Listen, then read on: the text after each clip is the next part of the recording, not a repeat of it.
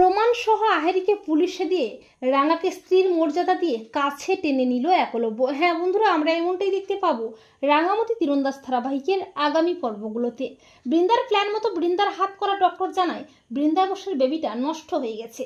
আর প্রমিতা যে ডক্টরকে ফোন করেছিল আহেরি চক্রান্ত করে কিছু গুন্ডা লোকজনদের টাকা দিয়ে সেই ডক্টরকে হুমকি দেখিয়ে আটকে রাখে, আসতে দেয় না। তবে রাঙার মনে সন্দেহ হয়, রাঙা বেশ বুঝতে পারে সবটা বৃন্দার মিথ্যে নাটক। এরপর বৃন্দা বাড়ি ফিরে আসে আর সাত্তকী ও আহেরি রাঙাকে দোষারোপ করতে থাকে অকারণে। ঠিক তখনই একলব্য এসে রাঙার পাশে দাঁড়িয়ে সাত্তকী ও আহেরিকে যোগ্য জবাব দেয়। একলব্য রাঙাকে ভালোবেসে কাছে টেনে নেয়। একলব্য ও রাঙাকে এত কাছাকাছি দেখে আহেরি তো প্রচণ্ড ক্ষেপে যায়। আহেরি মনে মনে ভাবতে থাকে, কোনো মতেই আমি রাঙা ও একলব্যকে এক হতে দেব না। এরপর পরদিন বৃন্দা, আহেরি ও সাত্তকী গোপনে চক্রান্ত করতে থাকে রাঙাকে শেষ করে ফেলার জন্যে।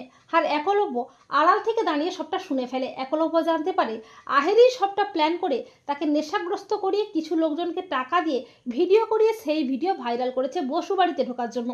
পরদিন আহেরি আবারও অধিকার দাবি করে একলব্যের কাছে। তখন একলব্য আহেরিকে একটা ঠাঁটিয়ে চড় কষিয়ে বলে, এগুলো সব যে তুমি চক্রান্ত করে নিজেই করেছো সে প্রমাণ আমার কাছে আছে, এমনকি পুলিশকেও সবটা জানিয়েছি।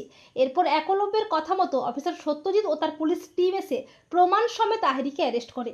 আর একলব্য রাঙাকে স্ত্রীর মর্যাদা দিয়ে ভালোবেসে কাছে টেনে নেয়। তো বন্ধুরা, তোমরাও এটাই চাও তো যে প্রমাণ সহ আহেরিকে পুলিশে দিয়ে রাঙাকে স্ত্রীর মর্যাদা দিয়ে কাছে টেনে নেয় যেন একলব্য? কমেন্ট করে এক্ষুনি জানিয়ে দাও তোমাদের মতামতটি।